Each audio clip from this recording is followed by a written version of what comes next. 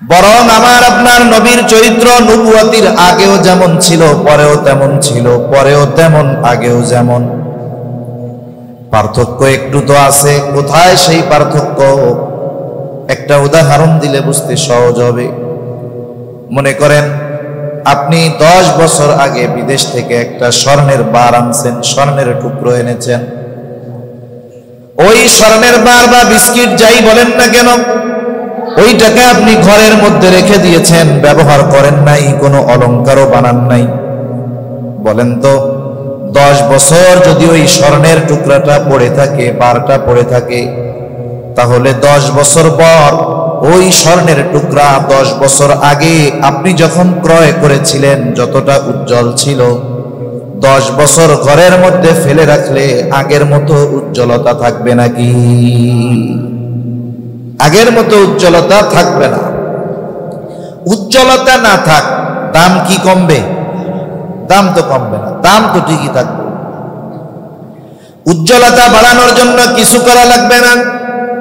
স্বর্ণকারের কাছে গিয়ে শুধুমাত্র যদি ওইটাকে অ্যাসিড পানির ভিতরে একটা চুবনি দেওয়া হয়, মুহূর্তের মধ্যে আগের মতো চকচক করতে থাকবে, উজ্জ্বলতা বেড়ে যাবে। আমার আপনার নবীর চরিত্রটাকে যদি ধরেন স্বর্ণ, আর নবুয়তির আগেও স্বর্ণ, পরেও স্বর্ণ, তবে নবুয়তির আগে উজ্জ্বলতা কম কিন্তু দাম কম নয়। নবুয়তির পরে আল্লাহ তাআলা নবুয়তির মাধ্যমে ওই চরিত্রের মাধুর্যতা, উজ্জ্বলতা এত বাড়ায়া দিয়েছেন। নবুয়তির আগে আমার আপনার নবীর চরিত্রে মুগ্ধ হয়েছিল শুধু মক্কাবাসী, আর নবুয়তির পরে আল্লাহ তাআলা আমার আপনার নবীর চরিত্রের মাধ্যমে গোটা বিশ্ববাসীকে আল্লাহ তাআলা মুগ্ধ করে দিয়েছে। তখন শুধু আরবের মানুষ আমার আপনার নবীজির চারিত্রিক সৌন্দর্যের কথা জানত। নবুয়তির পরে আল্লাহ তাআলা আমার আপনার নবীর চারিত্রিক সৌন্দর্যকে গোটা বিশ্বব্যাপী ছড়ায় দিয়েছে। আল্লাহ তাআলা বিশেষ ব্যবস্থাপনার মাধ্যমে আমার আপনার নবীজির চরিত্রকে হেফাজত করেছেন। মূল কথা হলো নবুয়তির পরে আমার আপনার নবীর দ্বারা যেই বিষয়গুলোকে আল্লাহ তাআলা হারাম করেছেন, নিষিদ্ধ করেছেন, এক কথায় ইসলামে যেই বিষয়গুলো নিষিদ্ধ করা হয়েছে এমন কোন কাজ নবুয়তির পরে তো বহু দূরের কথা, নবুয়তির আগেও আল্লাহ তাআলা আমার আপনার নবীর মাধ্যমে কখনো সংগঠিত হতে দেন নাই। কেউ কি আছেন এরকম বলতে পারবেন যে না হুজুর নবুয়তির আগেও রাসূল সাল্লাল্লাহু আলাইহি ওয়াসাল্লাম গান বাদ্যর মজলিসে উপস্থিত ছিলেন? এরকম কেউ বলতে পারবে? কেউ বলতে পারবে না। নবুয়তির আগে আমার আপনার নবী কোনদিন মদ্যপান করেছে? কেউ বলতে পারবে না। বরং মদ তো হারাম হয়েছে নবুয়তির অনেক পর, 4 ধাপে আল্লাহ তাআলা মদকে হারাম করেছে। অথচ কেউ বলতে পারবে না নবুয়তির আগে আমার আপনার নবী মদ্যপান তো বহু দূরের কথা, কখনো মদের মজলিসে বসছে? মদের মজলিসে বসা তো বহু দূরের কথা, মদের পাত্র ব্যবহার করছে এমনটাও কেউ বলতে পারবে না। এই জন্য আল্লাহ তাআলা শরীয়তে ইসলামে যত কিছুকে নিষিদ্ধ করেছেন এই সমস্ত কিছু থেকে আমার আপনার নবীকে আল্লাহ তাআলা নবুয়তির আগেই হেফাজত করেছে। কেন? এর একটা কারণ তো আছে, অনেক কারণ। অন্যতম একটা কারণ হলো মানুষের একটা খাসলাত আছে। একটা মানুষ যদি কখনো খারাপ থাকে, খারাপ মানুষ কিন্তু এক সময় হক্কানি পীরের দরবারে গিয়ে অথবা দাওয়াত ও তাবলীগের মেহনতে সময় লাগিয়ে অনেক খারাপ মানুষ ভালো হয়ে যায় কি যায় না? দেখা যায় আল্লাহর নামে গেছে 3 চিল্লায়, 4 মাসের কিছু বেশি দিন থাইকা আসছে। যাওয়ার সময় গেছিল দাড়িবিহীন, আসছে লম্বা দাড়ি নিয়ে। যাওয়ার সময় গেছিল লম্বা জামাবিহীন, আসছে লম্বা জামা গায়ে দিয়ে। যাওয়ার সময় গেছে খালি মাথায়, এখন মাথায় পাগড়ি দিয়া আসছে। 4 মাস পর যখন ওই মানুষটা বাড়িতে আসছে, 4 মাসের আগের মানুষ আর এই মানুষের মধ্যে তফাৎ। চেহারার দিক দিয়ে যেমন তফাৎ, সূরতের দিক দিয়ে যেমন তফাৎ, আবার চরিত্রের দিক দিয়েও তফাৎ হয়ে যায়। আগে মনে দেখলে ভয় লাগতো, আর এখন দেখার পরে মনে হয় লোকটা মনে হয় কোন মাদ্রাসার মুক্তামিম হবে। বলেন তো এই কারণে 4 মাস আগের কর্ম আর 4 মাস পরের কর্মের মধ্যে তফাৎ থাকবে কি থাকবে না? আগে সে যে অন্যায় কাজগুলো করতো আর করবে না। আগে যে অন্যায় কাজ করতে তার হৃদয়ের মধ্যে ন্যূনতম কম্পন সৃষ্টি হতো না, ভীতি সৃষ্টি হতো না, এখন যদি কাউকে এই কাজ করতে দেখে তার অন্তরে কাঁপুনি শুরু হয়ে যাবে। তার মানে আগে নিজে করতো কোনো ভয় ডর ছিল না, এখন আরেকজন করলে তার চিন্তা হয়, ভয় হয়। নামাজের সময় বাজারের মধ্যে দিয়া মসজিদে আসতেছে নামাজ পড়ার জন্য। আমাদের মসজিদগুলো বাজার কেন্দ্রিক মসজিদগুলো, আশেপাশে অনেক সময় মসজিদের মার্কেটের মধ্যেও চায়ের দোকান থাকে। কত বড় দুর্ভাগ্য ওই সমস্ত মানুষের। অনেক মুরব্বী মানুষ, যুবক মানুষ, নামাজ ফরজ হয়ে গেছে এমন মানুষ ওই মসজিদ মার্কেটের চায়ের দোকানে বসে আড্ডা দেয়, কিন্তু 2 কদম বাড়ালেই মসজিদে নামাজ পড়তে যাওয়া যায়, কিন্তু ওই মানুষগুলোর নসিবে মসজিদে প্রবেশ করার সুযোগ হয় না। মনে রাখতে হবে আল্লাহ তাআলা বান্দার উপরে অসন্তুষ্ট হওয়া হইছে। অন্যতম বিষয় হলো যখন কেউ ইবাদতের মজা পাবে না, ইবাদত করতে পারবে না, তখন বুঝতে হবে আল্লাহ তাআলা তার উপরে গুসা হয়েছে। আল্লাহকে ডাকতে পারবে না, তখন সে বুঝবে আল্লাহ তাআলা আমার উপরে মনে হয় গুসা হয়েছে। এজন্য অনেক দুর্ভাগ্যবান মানুষ এরকম আছে, মসজিদের কাছে কিন্তু মসজিদে যাইতে পারে না। এবার ওই লোকটা আসতেছে মসজিদের দিকে, পাশে দোকান। এক সময় ওই ব্যক্তিও হায়াতের অনেক সময় ওই দোকানের মধ্যে চায়ের মজলিসে আড্ডা দিয়ে কাটিয়েছে, বিড়ি সিগারেট খাইছে। আসার সময় দোকানের দিকে তাকায় দেখে আগের সব বন্ধু সাথীরা আছে, চা পান দিদার সে চলতেছে, টেলিভিশন চলতেছে, কিন্তু সে নাই। তার হৃদয়ের মধ্যে তাদের জন্য একটু মায়া লাগলো। বাস্তবতা হলো যারা দ্বীনের উপরে চলে, আল্লাহর হুকুম আহকাম মেনে চলে, ওই মানুষগুলো যখন বদ্দীনি কোনো কাজ দেখে, সে যে কাজ করে তার ব্যাপারেও তার চিন্তা হয়, ভয় হয়, কারণ এটা হলো তার ভালো মানুষ হওয়ার অন্যতম আলামত। যে ভালো কাজ করে মন্দ কাজ দেখলে তার ভয় হয়, যারা করে তাদের জন্য মায়া হয়। আরে এই লোকগুলা যদি ভালো কাজ না করে, তাওবা না করে, তাহলে তো কঠিন শাস্তি হবে। তা ওর হৃদয়ের মধ্যে ওই 4 মাস আগের বন্ধুদের প্রতি একটু মায়া লাগতেছে। মুরব্বী বয়সেরও আছে, ওর বয়সীও আছে। এইবার দাঁড়ায় একটু দাওয়াত দিতেছে। সে দাঁড়িয়ে বলতেছে, আমার ভাইয়েরা, বন্ধুরা, চাচারা, এভাবে আর কতদিন চলবে?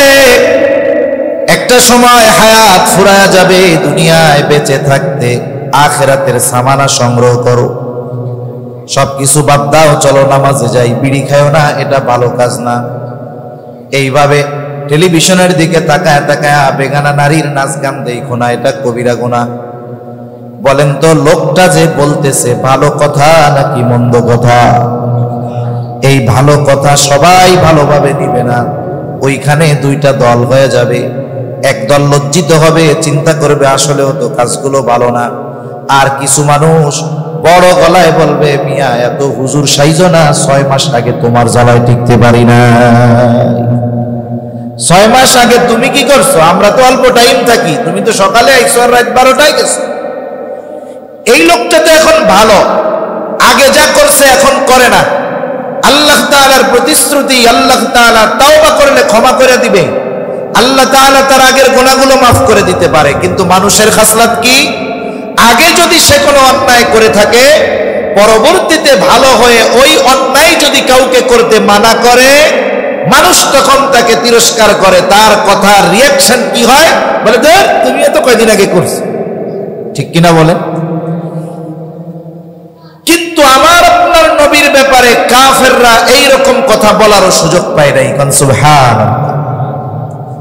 কেমন ভাবে আমার আপনার নবীর চরিত্রকে আল্লাহ তাআলা হেফাজত করেছেন। নবীজি নিজেই বলেন, আমি তখন বালক, 10-12 বছর বয়স। মক্কার মধ্যে বড় একটা বিবাহ অনুষ্ঠান হবে। বিবাহ অনুষ্ঠানের মূল আকর্ষণ হলো রাতের বেলা খাবার দাবারের পরে সারা রাত ব্যাপী নাচ গানের অনুষ্ঠান হবে। সকলের কাছে মূল আকর্ষণ ওইটা। আমাদের সমাজে অনেক জায়গায় এখনো দেখা যায় বিবাহকে কেন্দ্র করে নাচ গান হয় কি হয় না। অনেক গ্রাম অঞ্চলে এখনো 3-4 দিন ধরে মাইক বাজায়। আছে নাকি আপনাদের এদিকে এই অভ্যাস? মনে রাখতে হবে বিবাহ তো ইবাদত, ইবাদত নবীর তরিকায় করতে হয়, নইলে ওই ইবাদত আল্লাহর কাছে কবুল হয় না।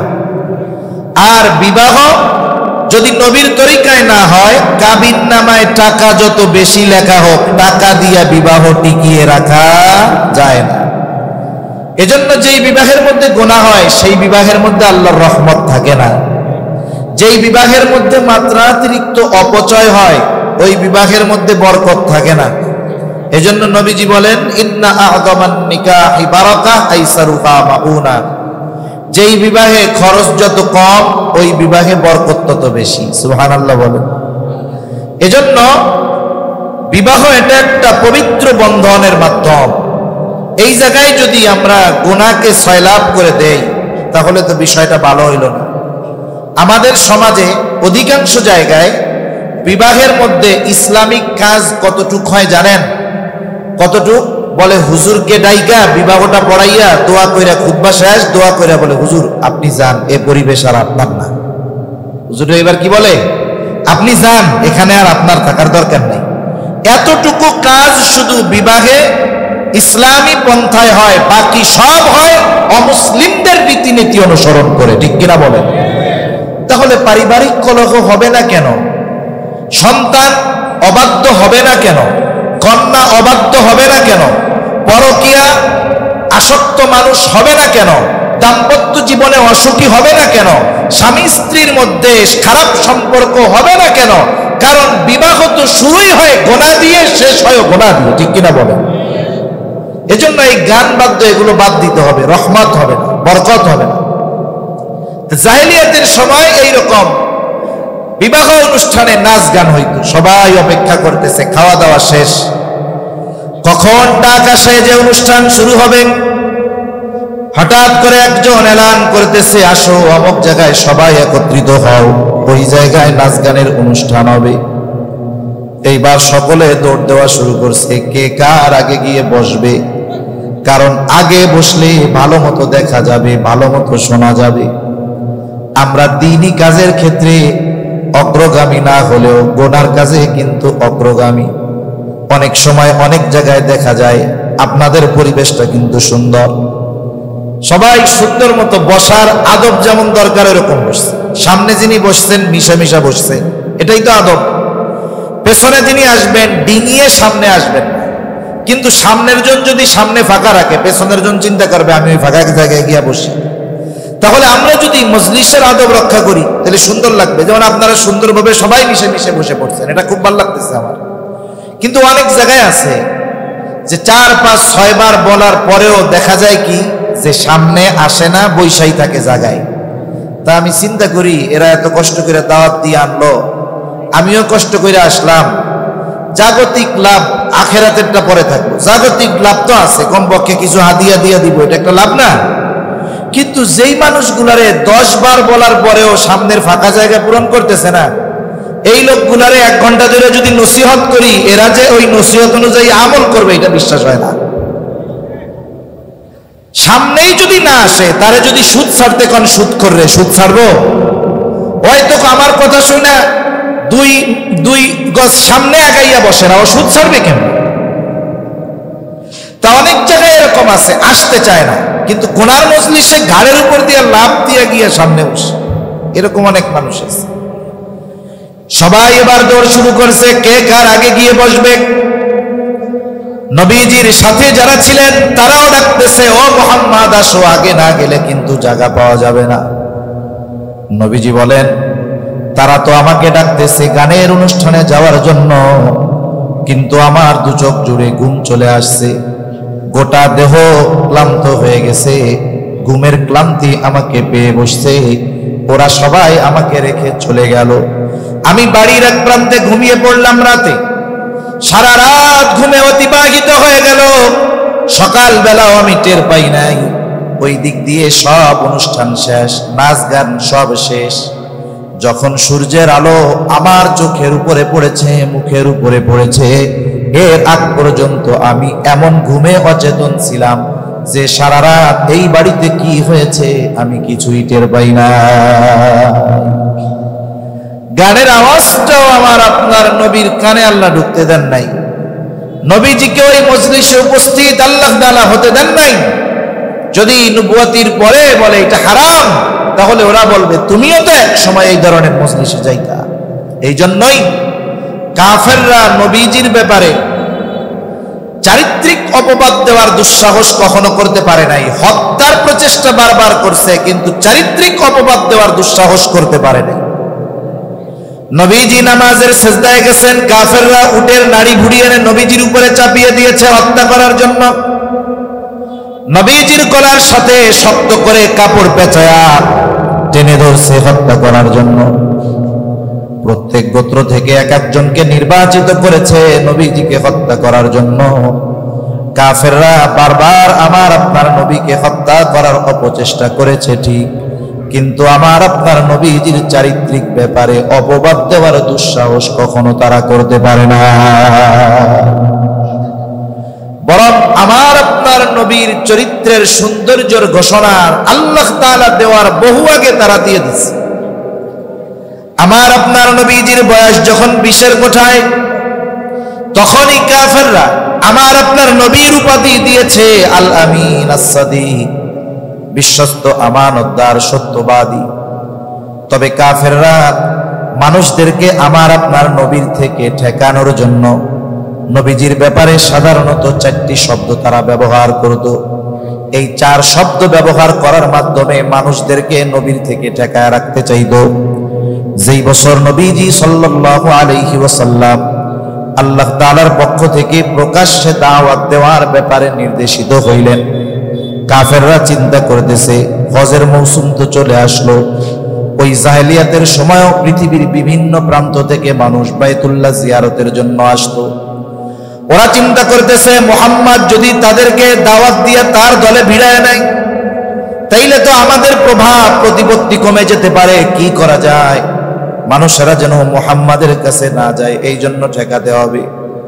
এবার তারা প্ল্যান করলো, মক্কা প্রবেশের যতগুলো রাস্তা আছে, রাস্তার মুখ আছে, প্রত্যেক জায়গায় তারা তাদের প্রতিনিধিদেরকে দাঁড়া করায়া দিল। এক রাস্তার মুখে একজন দাঁড়ানো, প্রবেশদ্বারে কয়েকজন দাঁড়ানো। ওই রাস্তায় যত মানুষ আসে তারা এলান করে দেয়, শোনো মক্কায় একজন মানুষ আছে, তার নাম হলো মুহাম্মদ। খবরদার, সে কিন্তু একজন পাগল, তার ধারের কাছে তোমরা কেউ যাবা না। ওই পথে যত মানুষ আসতেছে সবার কাছে একই ঘোষণা যে মক্কায় একজন মানুষ আছে, তার নাম হলো মুহাম্মদ। খবরদার, সে পাগল, তোমরা তার কাছে যাবা না। আর এক প্রবেশদ্বারে আর এক দলকে দাঁড়া করায় দিছে। তারা ঘোষণা করতেছে, যারাই আসে তাদেরকে বলে, এই শোনো মক্কায় একজন মানুষ আছে, তার নাম হলো মুহাম্মদ, সে কিন্তু একজন গণক, খবরদার তোমরা তার কাছে যাবা না। যত মানুষ আছে সবার কাছে একই খবর। আর এক প্রবেশদ্বারে আর এক গ্রুপ দাঁড়ানো। এইবার তাদেরকে বলতেছে, শোনো মক্কায় একজন মানুষ আছে, তার নাম হলো মুহাম্মদ, খবরদার তার কাছে যাবা না, সে কিন্তু একজন কবি। আর এক গ্রুপ আর এক রাস্তায় দাঁড়ানো, যারা আসে তাদেরকে শুধু এলান দিয়া শোনায়া দেয় যে শোনো মক্কায় একজন লোক আছে মুহাম্মদ, খবরদার তার ধারের কাছেও কেউ যাবা না, সে কিন্তু একজন জাদুকর। এই 4টা শব্দ নবীজির ব্যাপারে তারা ব্যবহার করে। মানুষকে মানুষের থেকে ফেরানোর জন্য সবচাইতে বড় অস্ত্র হলো তার চরিত্রের উপরে আঘাত করা। কিন্তু কাফেররা যেই 4টা শব্দ ব্যবহার করছে নবীজির ব্যাপারে, এটা কোনো মানুষের চারিত্রিক ত্রুটি হওয়ার কারণ হতে পারে না। সবার কানে একটা শব্দ তো পৌঁছাইছে যে মুহাম্মদ নামে মক্কায় একজন আছে। তাহলে আল্লাহ তাআলার সিস্টেম কত সুন্দর, ওনার হাবিবের নামটা সবার কাছে পৌঁছানোর দরকার। মোবাইল টোবাইল তো কিচ্ছু নাই, আল্লাহ কয় কাফের তোদেরকেই এই দায়িত্বটা দিলাম, তোরা আগে আমার হাবিবের নামটা ওদের কানে পৌঁছায় দে। এখন যেই আসে সবার মুখে একই শব্দ, কই মক্কায় নাকি একজন লোক আছে মুহাম্মদ, আগে করছিল তার কাছে যাইতে মানা, এখন ওরা চিন্তা করে যেহেতু এইভাবে মানা করছে তাইলে উনি ছোটখাটো জাদুকর না, উনি ছোটখাটো কবি না, উনি ছোটখাটো গণক নয়, উনি ছোটখাটো পাগল নয়, ওনারই তো আগে দেখতে হবে। এইবার দলে দলে খুঁজে মুহাম্মদ কোথায়। ওরা চিন্তা করেছিল মুহাম্মদ থেকে মানুষদেরকে দূরে সরায় রাখবে, কিন্তু আল্লাহ তাআলার সিদ্ধান্ত ভিন্ন। এইবার সকলের অন্তরের তামান্না মুহাম্মদকে দেখতে হবে। কেউ যায় জাদু দেখার জন্য, কেউ যায় কবিতা শোনার জন্য, কেউ যায় পাগল দেখার জন্য, কেউ যায় গণকের কাছে হাত দেখানোর জন্য। বলেন তো আমার আপনার নবী জাদুকর, পাগল, গণক, কবি নাকি? আমার আপনার নবী তো এইসব কিছুই না, কিন্তু তারা তো গেছে। এখন যেহেতু গেছে তাদেরকে তো কিছু দেওয়া লাগে। নবীজির কাছে কিছুই নাই, নবীজির কাছে আছে কোরআনুল কারীম। নবীজির কাছে যে যায় নবীজি তাকেই কোরআন শোনায় দেয়। একটু চিন্তা করেন ১৫০০ বছর পরে এখনো যদি কোনো কারি সাহেব কোরআনুল কারীম তিলাওয়াত করে, অনেক মানুষ আছে কোরআন পড়তে পারে না, কোরআন বুঝে না, কোরআন পড়তে পারে না, এমন মূর্খ মানুষটাও যখন কারি সাহেবের জবানে কোরআনের তিলাওয়াত শুনে, তার হৃদয়ের মধ্যে ওই সুললিত কণ্ঠের তিলাওয়াত এতটা প্রভাব বিস্তার করে, মুহূর্তের ভিতরে সে জবান খুলে চিৎকার করে বলে আল্লাহু আকবার। বলে না এরকম? কেরাত সম্মেলনগুলোর মধ্যে দেখবেন কারি সাহেব যখন টান দেয়, টান দেওয়ার পরে যখন থামে, সবাই কেমন জানি পূর্ণ শক্তি নিয়ে প্রস্তুত থাকে আল্লাহু আকবার বলার জন্য। এটা কি কেন হয়? কারণ তার তিলাওয়াত তার হৃদয়ে রেখাপাত করতে পেরেছে। এজন্য ১৫০০ বছর পরে যদি একজন কারি সাহেবের তিলাওয়াতে এটা হয়, আবার কত পৃথিবীর বিভিন্ন দেশের কারি আসে, অনেকের মুখে দাড়ি থাকে না, অনেকে বলে হুজুর তিলাওয়াত তো সুন্দর, হৃদয় ছুঁয়া যায়, কিন্তু দাড়ি নাই। দেখেন ব্যক্তির প্রতি অনীহা থাকার পরেও তার তিলাওয়াতের প্রভাব কতটা হয়। ব্যক্তির প্রতি তার অনীহা, কারণ দাড়ি নাই, সুন্নতি লেবাস নাই, এই জন্য তার প্রতি অনীহা, কিন্তু তার তিলাওয়াতে সে বিমোহিত হয়ে যায়। আর আল্লাহ তাআলা যার উপরে স্বয়ং কোরআন নাজিল করেছেন, যার উপরে আল্লাহ তাআলা স্বয়ং কোরআন নাজিল করেছেন, আর তিনি যাদের সামনে পড়তেছেন আমরা তো বুঝি না, তাতেই অবস্থা এরকম। আর আল্লাহ যার উপরে কোরআন নাজিল করেছেন তিনি তিলাওয়াত করতেছেন, আর যারা শুনতেছে আমাদের মতো না, তারা কোরআনের ভাষার মান কত, উচ্চাঙ্গের সবকিছু বুঝে। এইবার বলেন তো নবীর জবানে যখন তারা তিলাওয়াত শুনতো তাদের অন্তরের অবস্থা কেমন হয়ে যাইত? তারা যাইত জাদু দেখার জন্য, কবিতা শোনার জন্য, নবী শোনায় দিতেন কোরআন। দেখা যাইত কোরআনুল কারীমের তিলাওয়াতের প্রভাব তাদের অন্তরের মধ্যে এতটা বিস্তার লাভ করত, জাদু দেখতে গিয়ে, কবিতা শুনতে গিয়ে, গণক দেখতে গিয়ে, পাগল দেখতে গিয়ে ওই মানুষগুলো তাদের অন্তরে ঈমানের নূর প্রজ্বলিত করে বাড়িতে ফিরত। তাহলে কাফেররা নবীজির চারিত্রিক ব্যাপারে অপবাদ দেওয়ার দুঃসাহস করে নাই, কোনদিন এ কথা বলতে পারে নাই মুহাম্মদ গোটা জীবনে দুই একটা মিথ্যা কথা বলছে, এ কথাও কাফেররা বলতে পারে নাই। রাসূলুল্লাহ সাল্লাল্লাহু আলাইহি ওয়াসাল্লাম যখন নবুয়তির পরে ৩ বছর গোপনে দাওয়াত দিয়েছেন, আল্লাহ তাআলা আদেশ দিলেন এখন আর গোপনে দাওয়াত হবে না, প্রকাশ্যে দাওয়াত দেন। আত্মীয় স্বজন, পাড়া প্রতিবেশী যারা আছে সবার কাছে এবার প্রকাশ্যে দাওয়াত দিবেন। আল্লাহ তাআলা বলেন ওয়া আনযির আশীরাতাকাল আকরাবিন, নিকটস্থ যারা আছে আপনার আশেপাশের সব গোপনে আর দাওয়াত হবে না, প্রকাশ্যে দাওয়াত দেন। এবার নবীজি একসাথে সবার কাছে কথাগুলা পৌঁছাবেন কেমনে? সবার কাছে কথা পৌঁছানোর মাধ্যম অনেক, যেমন এই মাইক বক্স সবার কাছে একসাথে কথা পৌঁছানোর মাধ্যম। আবার ডিজিটাল ডিভাইস যেগুলো আছে একজন যদি চায় তার বন্ধুদের কাছে তার কোনো বিষয় জানাবে, ফোন দেওয়া লাগে না, সে ফেসবুকের মধ্যে স্ট্যাটাস দেয়, সব বন্ধুরা তার স্ট্যাটাস দেখা তার খবরটা জানতে পারে। নবীজি কেমনে জানাবেন? জাহেলিয়াতের সময় আবু কুবাইস পাহাড়, হাদিসের মধ্যে আসছে নবীজি দাঁড়াইছেন সাফা পাহাড়ের উপরে, আর এক বর্ণনায় আসছে আবু কুবাইস পাহাড়ের উপরে। যদিও শব্দের মধ্যে পার্থক্য মনে হয়, কিন্তু বাস্তবে দুইটাই এক। কারণ আমাকে যদি কেউ ঢাকার থেকে ফোন দেয়, আমারে যদি বলে আপনি কই আছেন, আমি যদি বলি আসি কালামৃদা, কথা ঠিক আছে তো? মানে কথা কি মিথ্যা হবে? আমি যদি বলি আসি ভাঙ্গা, কথা কি মিথ্যা হবে? আমি যদি বলি আসি ফরিদপুরে, কথা মিথ্যা হবে? তার মানে কালামৃদা ভাঙ্গা এটা ফরিদপুরেরই অংশ। সাফা পাহাড়টা হলো আবু কুবাইস পাহাড়েরই একটা অংশ। গোটা আবু কুবাইস পাহাড়ের একটা তাৎপর্য ছিল জাহেলিয়াতের সময়ের মানুষের কাছে। কোন মানুষ যদি জুলুমের শিকার হতো, কোন মানুষ যদি বিপদ আপদ মুসিবতে পড়তো, কোন মানুষের যদি সাহায্যের প্রয়োজন হতো, হোক সে আরবি, হোক সে অনারবি, হোক সে ধনী, হোক সে গরিব, পরিচিত বা অপরিচিত, যেই হোক না কেন, আবু কুবাইস পাহাড়ে উঠে ওই ব্যক্তি যদি মক্কাবাসীর কাছে সাহায্য চাইত, তাহলে মক্কাবাসী দেখতো না কে সাহায্য চায়, বরং ওই পাহাড়ের মর্যাদার কারণে তারা ওই বিপদগ্রস্ত ব্যক্তির ডাকে ছুটে আসতো। সুবহান। একজন অপরিচিত মানুষ যদি আসে, তাই যদি এরকম হয়, আর যদি আল আমিন গিয়ে সবাইকে ডাকে, তাইলে পরিস্থিতিটা কেমন হবে? নবীজি দাঁড়িয়ে গেলেন সাফা পাহাড়ের উপরে, আবু কুবাইস পাহাড়ের অংশ সাফা পাহাড়ের উপর। সাফা পাহাড়ের উপরে দাঁড়িয়ে তিনি মক্কাবাসীকে আহ্বান করলেন। সকলেই দেখে ডাকতেছে আল আমিন, বুড়া গুড়া একেবারে সকলে পাহাড়ের পাদদেশে চলে আসছে। মুহাম্মদ, কেন আমাদেরকে ডেকেছো?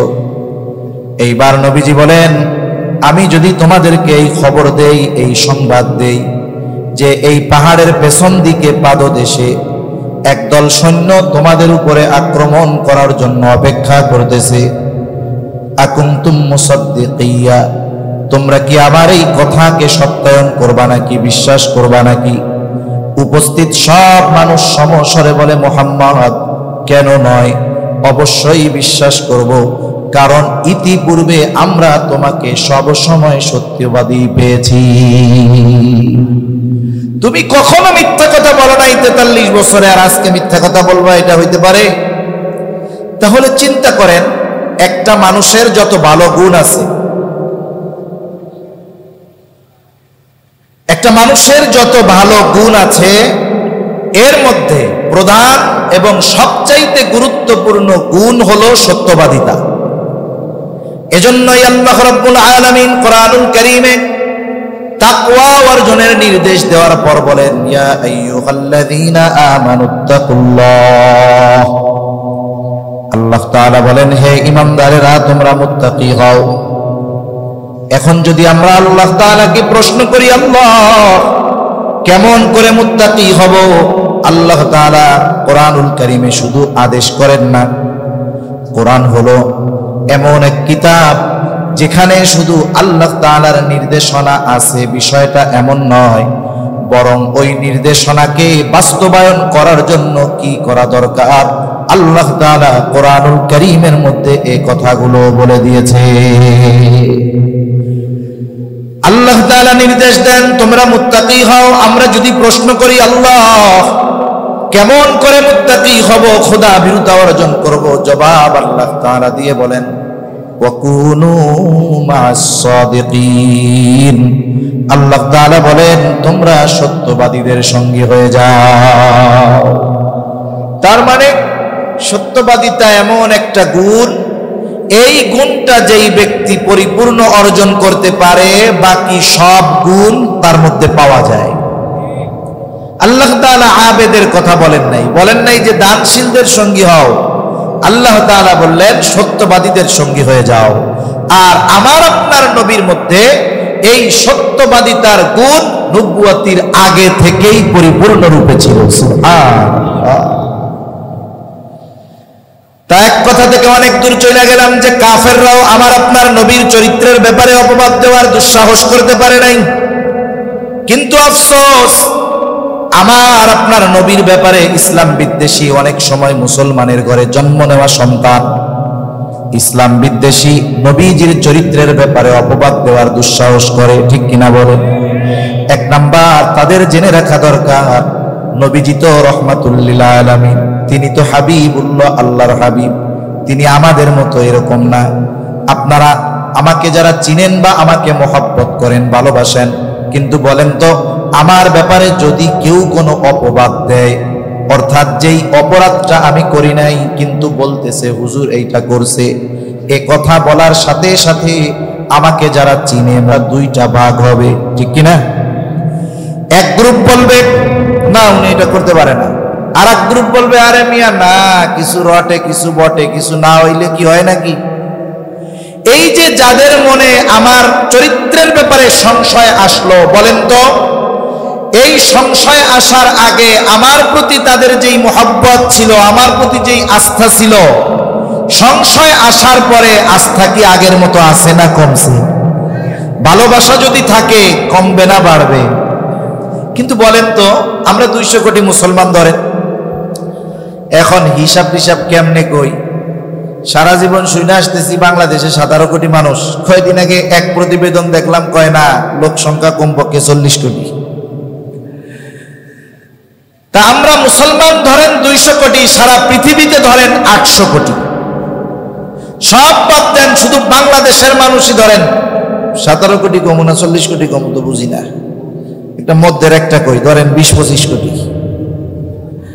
ধরেন আমরা বাংলাদেশে 20 কোটি মুসলমান আছি, কথার কথা, বাকি 780 কোটি মুসলমান অমুসলিম মনে করেন তারা সব, অথবা অন্য ধর্মের লোক, অথবা সব মানুষ সে যে ধর্মের হোক, বাকি 780 কোটি মানুষ যদি আমার আপনার নবীর ব্যাপারে একযোগে কোনো অপবাদ দেয়, বলেন তো এখানে একজন মানুষও আছেন নাকি নবীজির ব্যাপারে অপবাদ দেওয়ার কারণে এই কথা বলবে না? হইতেও পারে, কেউ বলবে।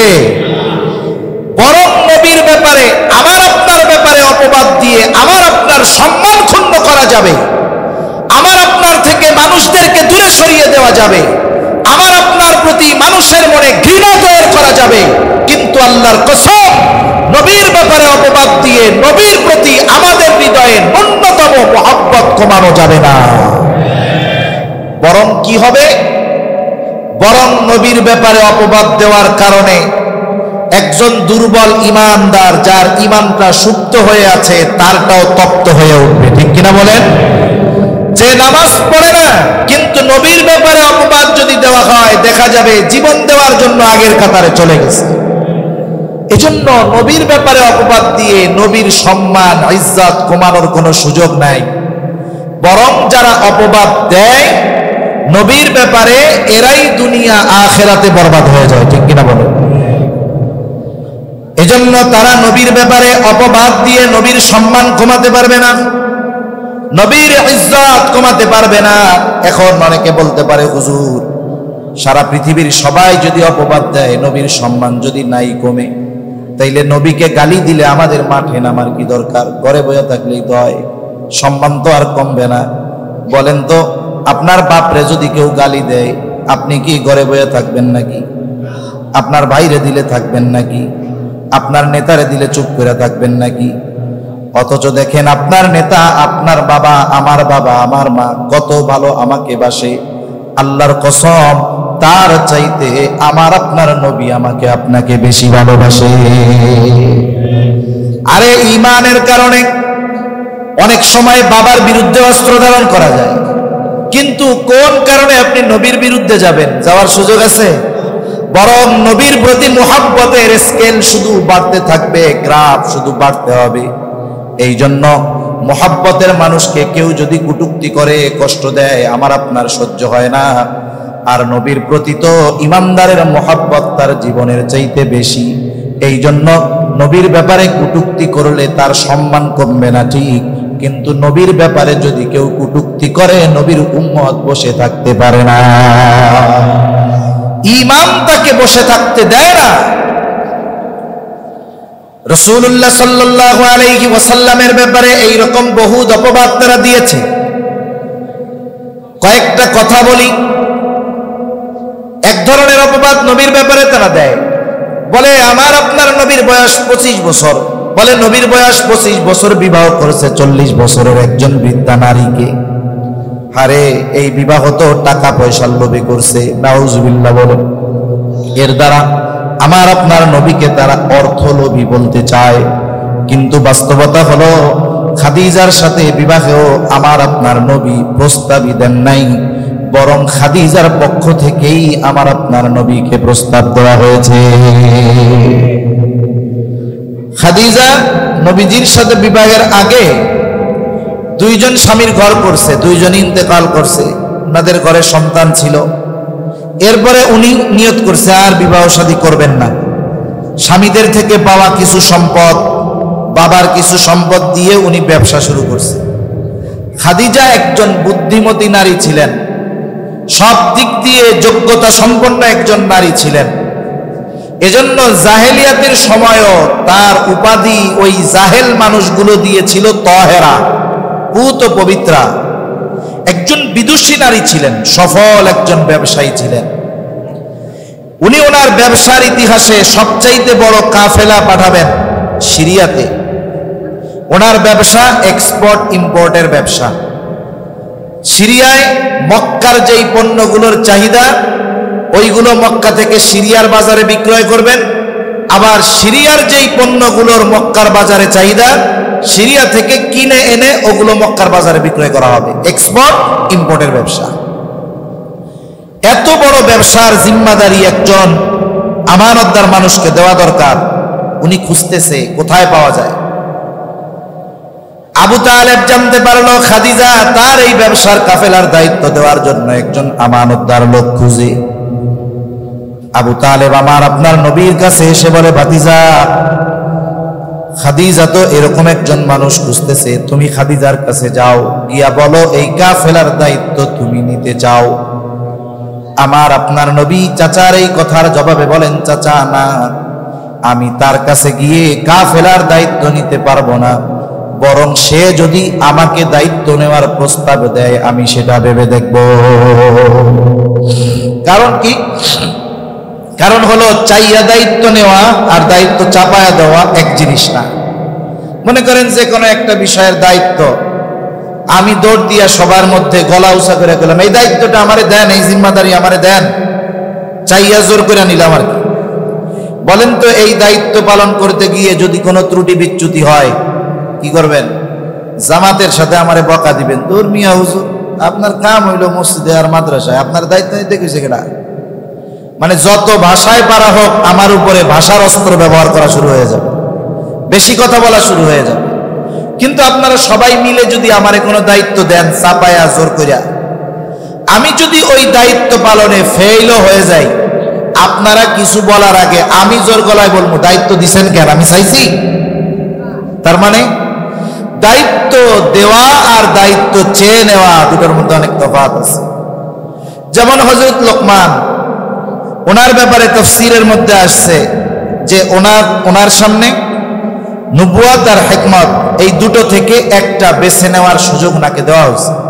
স্বাভাবিক, আমাদের সামনে যদি দুইটা ভালো জিনিস দেওয়া হয়, একটা হলো সবচাইতে ভালো আর একটা হলো শুধু ভালো, আমরা অবশ্যই সবচাইতে ভালোটাকেই গ্রহণ করব। কিন্তু হযরত লোকমান নবুয়ত গ্রহণ করেন নাই, হিকমতকে গ্রহণ করেছেন। আর প্রত্যেকটা নবী পরিপূর্ণ হিকমতওয়ালা, কোনো সন্দেহ নাই। কিন্তু তিনি নবুয়ত গ্রহণ না করে হিকমতকে গ্রহণ করেছেন। জিজ্ঞাসা করা হলো, লোকমান আপনার তো নবুয়ত গ্রহণ করার মতো ক্ষমতা ছিল, কত মর্যাদাপূর্ণ একটি বিষয়, আর যদি আপনি নবুয়ত গ্রহণ করতেন অটোমেটিকলি হিকমত ওখানে পাইয়াই যাইতেন। কারণ প্রতিটা নবীকে আল্লাহ তাআলা পরিপূর্ণ হিকমত দান করেন। এই সুযোগ থাকার পরেও কেন আপনি নবুয়ত গ্রহণ না করে হিকমতকে গ্রহণ করলেন? হযরত লোকমান বলে, শুনে নাও, আল্লাহ তাআলা যদি আমাকে নবুয়ত দিতে চাইতেন তাহলে আমাকে বেছে নেওয়ার সুযোগ দিতেন না, সরাসরি নবুয়ত দিয়ে দিতেন এবং ওই নবুয়তের দায়িত্ব পালনে যত ব্যবস্থাপনা গ্রহণ করার দরকার সব কিছুর ব্যবস্থাপনা যিনি গ্রহণ করতেন তিনি কে? আল্লাহ গ্রহণ করতেন সবকিছু, আমারও তো চিন্তা করা লাগতো না। কিন্তু আমি যদি নিজের থেকে চেয়ে নিতাম আর এই দায়িত্ব পালনে যদি কোনো ত্রুটি বিচ্যুতি হয়ে যাইতো তাহলে আল্লাহ তাআলার সামনে জবাবদিহিতার কাঠগড়ায় দাঁড়ানো লাগতো। একটা উদাহরণ দিলে বুঝতে সহজ হবে। যখন প্রথম দিকে নবীজির কাছে জিবরাইল আলাইহিস সালাম কোরআন নিয়ে আসে, জিবরাইলের পড়া শেষ হওয়ার আগে নবীজি পড়তে থাকে ব্যস্ততার সাথে তাড়াহুড়া কইরা। কেন? নবীজি চিন্তা করতেছেন জিবরাইল আলাইহিস সালামের পড়া যদি শেষ হয়ে যায় আর আমাকে যা শুনাইলো আমি যদি সেটা ভুলে যাই তাইলে কি হবে। এই জন্য নবীজি তাড়াহুড়ো করতেন, সাথে সাথে জবান আওড়ানো শুরু করতেন। জিবরাইল আলাইহিস সালামও বলতেছে, যা বলে যায় উনি মুখে মুখে সেটা আবার পড়তেছে। আল্লাহ তাআলা ওহী নাজিল করে জানিয়ে দেন, লা তুহাররিক লিসানাকা লিতাজালা বিহি ইন্না আলাইনা জামআহু ওয়া কুরআনাহু ফাইযা ক্বরানাহু ফাত্তাবি' কুরআনাহু সুম্মা ইন্না আলাইনা বায়ানা। আল্লাহ রাব্বুল আলামিন বলেন, লা তুহাররিক লিসানাকা লিতাজালা বিহি, আপনি তাড়াহুড়া কইরা আপনার লিসান জবান বারবার নড়াচড়া করবেন না। আপনি কি ভাবতেছেন আপনি যদি জবান দিয়ে না পড়েন, তাড়াহুড়ো না করেন, আপনি ভুলে যাবেন, এটা হারিয়ে যাবে, অসংরক্ষিত হয়ে যাবে। আপনি কি এটা ভাবতেছেন নাকি? হাবিব শুইনা নেন, ইন্না আলাইনা জামাআহু ওয়া কুরআনা, আরে এটা সংরক্ষণ করা, এটা আপনাকে পড়ায়া দেওয়ার দায়িত্ব আমি আল্লাহ। আপনি তাড়াহুড়া করতেছেন, ভুলা যাবেন এই ভয়ে, লেখার ব্যবস্থা নাই, হারায়া যাবে এই ভয়ে। আরে এইটা তো হেফাজত আমি করব, আপনার টেনশনের কোনো কারণ নাই। এখন আপনি কি করবেন? ফাইদা ক্বরানাহু ফাত্তাবি' কুরআনান, আমি যখন আপনাকে এই কোরআন তিলাওয়াত করে শোনাই, তার মানে যখন আমার এই কালাম জিবরাইল আলাইহিস সালাম আপনাকে শোনায়, ফাত্তাবি' কুরআনান, আপনি তার অনুসরণ করবেন, শুনতে থাকবেন ধীর স্থিরতার সাথে। আপনি চিন্তা করেন না শুধু এর শব্দ, এর হেফাজত শুধু আমি করব তা নয়, সুম্মা ইন্না আলাইনা বায়ানা, এই কোরআন যে তিলাওয়াত হচ্ছে এর ব্যাখ্যাটা কি হবে সেটাও আমি আল্লাহ আপনাকে জানায়া দিব। কারণ এগুলো সংরক্ষণ করার, হেফাজত করার, এর ব্যাখ্যা, মর্মার্থ, শব্দার্থ সব কিছু আপনাকে জানিয়ে দেওয়ার দায়িত্ব আমি আল্লাহ। কারণ নবুয়ত দিছি আমি, ওহী পাঠাইছি আমি, এগুলোর হেফাজত আমি করব। সেজন্য আপনি তাড়াহুড়ো করবেন না, নিরিবিলি শান্তশিষ্টভাবে যা বলে শুনতে থাকবেন। সুবহানাল্লাহ বলেন। তাহলে দেখেন, দায়িত্ব দেওয়া আর দায়িত্ব নেওয়া এক বিষয় নয়। আবু তালেব চিন্তা করতেছে এত বড় অফার যে কোনো মুহূর্তে হাতছাড়া হয়ে যাবে। নিজেই চলে গেছে খাদিজার কাছে, গিয়ে বলে, খাদিজা শুনলাম তোমার নাকি এরকম একজন মানুষ দরকার। বলে হ্যাঁ। বলে আমার ভাতিজা যদি মুহাম্মদ এই দায়িত্ব নেয় কেমন হবে বলো তো। খাদিজা এতদিন চিন্তিত ছিল দায়িত্ব কার হাতে দিবে। খাদিজা চিন্তা করছে মুহাম্মদ দায়িত্ব নিবে না, চিন্তাও করে নাই যে দায়িত্ব নিতে পারে। খাদিজার চেহারা থেকে চিন্তার ছাপ দূর হয়ে গেল। বলে মুহাম্মদ যদি দায়িত্ব নেয় এর চাইতে উত্তম আর কোনো কিছুই হতে পারে না, এটা তো সবচাইতে ভালো খবর আমার জন্য। এবার আবু তালেব বলে, দায়িত্ব তো সে নিবে, কিন্তু তোমার তাকে প্রস্তাব দিতে হবে এই দায়িত্ব নেওয়ার। খাদিজা কি বলে? খাদিজা বলতেছে, তিনি তো একজন সম্ভ্রান্ত মহিলা ছিলেন, বিভিন্ন দেশের রাজা বাদশারা ওনাকে বিবাহের প্রস্তাব দিছে, উনি নাকচ করে দিয়েছেন। সম্ভ্রান্ত একজন মহিলা। তিনি আবু তালেবকে বলেন, আবু তালেব, মুহাম্মদ ব্যতীত অন্য কাউকে, অন্য কারো ব্যাপারে যদি তুমি এই কথা বলতা আমি এটা কোশ্চিন কালেও মেনে নিতাম না, কিন্তু মুহাম্মাদের ব্যাপারে কোনো অসুবিধা নাই, আমি তাকে নিজেই প্রস্তাব দিব। এইবার খাদিজা আমার আপনার নবীকে অফার করলেন, নবীজি দায়িত্ব নিলেন, কাফেলা রওনা হয়ে গেল। কাফেলার খেদমতের জন্য খাদিজা তার একজন দাস ছিল, গোলাম ছিল, তার নাম হলো মাইসারা। মাইসারাকে খাদিজা বলতেন, মাইসারা হলো আমার চোখ। তার মানে মাইসারার কথা, মাইসারার দেখা আর মাইসারার বলা কেমন যেন খাদিজার বলা দেখা। এত বিশ্বস্ত ছিল।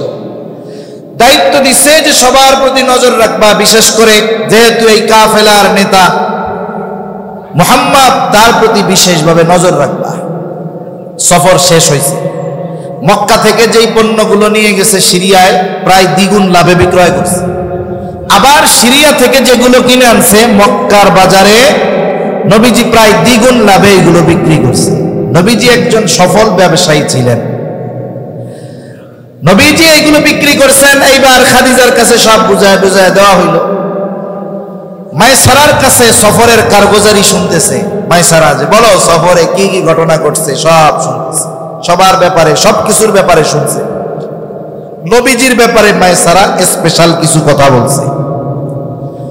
বলে গোটা আকাশ একেবারে পরিষ্কার, কোথাও কোনো মেঘ নাই, প্রচন্ড রোদ। আমরা পথ চলতেছি, দেখতাম মুহাম্মদ যে জায়গা দিয়েই চলে এক খণ্ড মেঘ মুহাম্মদকে ছায়া দিতে থাকে। আসলে এটা মেঘখণ্ড নয়, দুইজন ফিরিস্তা তাদের ডানা দিয়ে নবীজিকে ছায়া দিত। এটা সব সময় সে খেয়াল করছে। এরপরে বলে একদিন মুহাম্মদ গাছের ছায়ায় বিশ্রাম নিচ্ছে। স্বাভাবিকভাবে সূর্য সরার সাথে সাথে ছায়া সরে যাবে, এটাই স্বাভাবিক। মাইসারা বলে সূর্য সরে গেল কিন্তু ছায়া সরে না। আমি কাছে গিয়া দেখি সূর্য সরে গেছে, তাতে কি স্বয়ং গাছ ঝুঁকে আমার আপনার নবীকে ছায়া প্রদান করতেছে। আর এক জায়গায় নবীজি বিশ্রাম নিচ্ছেন, একজন পাদ্রীর সাথে মাইসারার দেখা। পাদ্রী মাইসারাকে জিজ্ঞাসা করে, কে এই যুবক, বাড়ি কোথায়, নাম কি, বংশ কি? বিস্তারিত পরিচয় যখন দেওয়া হলো, ওই পাদ্রী বলে এই যুবকটা ভবিষ্যতের নবী হবে। এসব কথা যখন খাদিজার কাছে বলছে, এবার আমার আপনার নবীর প্রতি খাদিজা আন্তরিক মহব্বত ভালোবাসা জাগ্রত হয়ে গেছে।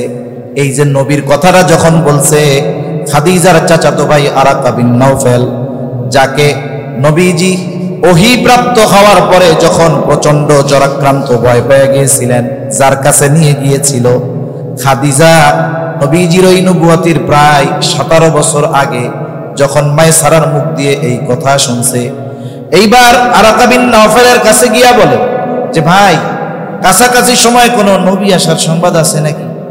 উনি তো একজন বড় আলেম ছিলেন। বলে হ্যাঁ, একজন নবী আসার সময় ঘনায়া আসছে।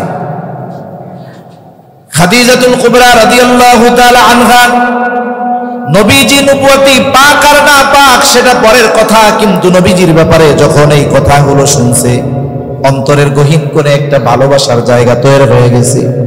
এবার বান্ধবীদের মজলিসে খাদিজা শুধু নবীজির প্রশংসা করে। বান্ধবীরাও মজা করে বলে, তোমার তো মনে হয় তারে খুব পছন্দ, তাইলে বিয়ার প্রস্তাব দিয়া দাও। এখনকার সময় আর তখন তো জাহেলিয়াতের সময়, ওই সময় বিধবাকে বিবাহ করাটাকে খারাপ দৃষ্টিতে দেখা হতো না। দুইজন স্বামী আগে ইন্তেকাল করছে, সন্তান আছে, তাকে কেউ বিবাহ করবে এটা খারাপ দৃষ্টিতে দেখা হইতো না। কিন্তু এই সমাজে একেবারে দিনদার, পরহেজগার, মুত্তাকি ফ্যামিলি, মা বাপ দুইজনেই আল্লাহর ওলি, এইরকম ফ্যামিলির একজন যুবক যদি এসে বাবাকে বলে অথবা মাকে বলে, মা অমুক একটা দিনদার মেয়ে আছে, কিন্তু সমস্যা, আগে তার 2 জায়গায় বিবাহ হয়েছে, স্বামী 2জন মারা গেছে, মা বাপ কিছু বলার আগে ওই জায়গায় স্টপ করবে। ঠিক কিনা বলেন? তুই তো ইজ্জত সম্মান কিচ্ছু রাখবি না, হায় হায় তোর বিয়ে করা লাগবো না, তাও এই কাম করিস না।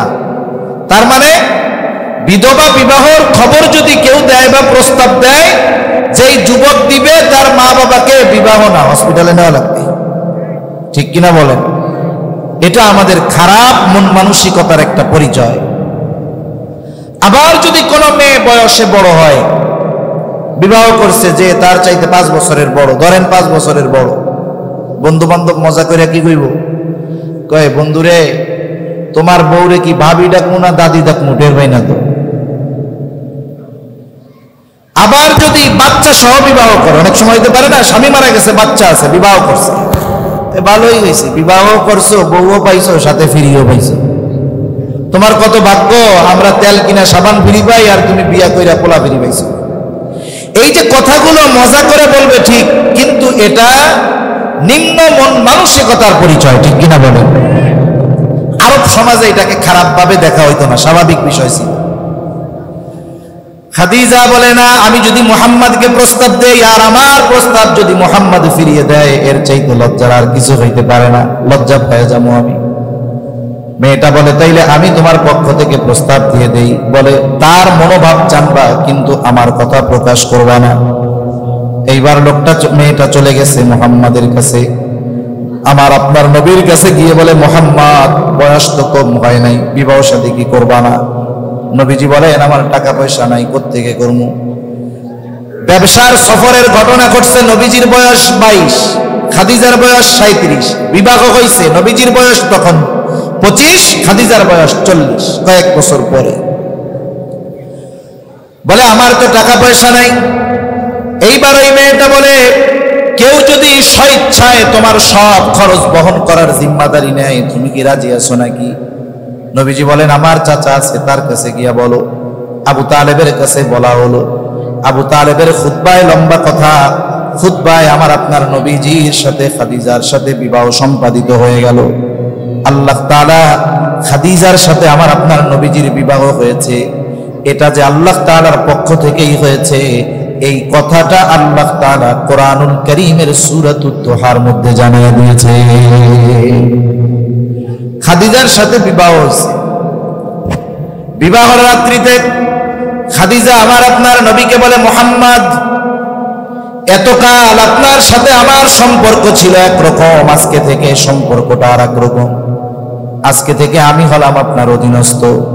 মুহাম্মদ, আপনি শুনে নেন, আমার যত সম্পদ আছে সব সম্পদের মালিকানা আমি আপনাকে দিয়ে দিলাম। আপনি এই সম্পদগুলো যেখানে খুশি, যত খুশি, যেভাবে খুশি, যাকে খুশি দিবেন, ব্যয় করবেন। আমার কোনো দাবি নাই, কারণ আমি যেহেতু আপনার, আমার সব সম্পদের মালিকও আপনি।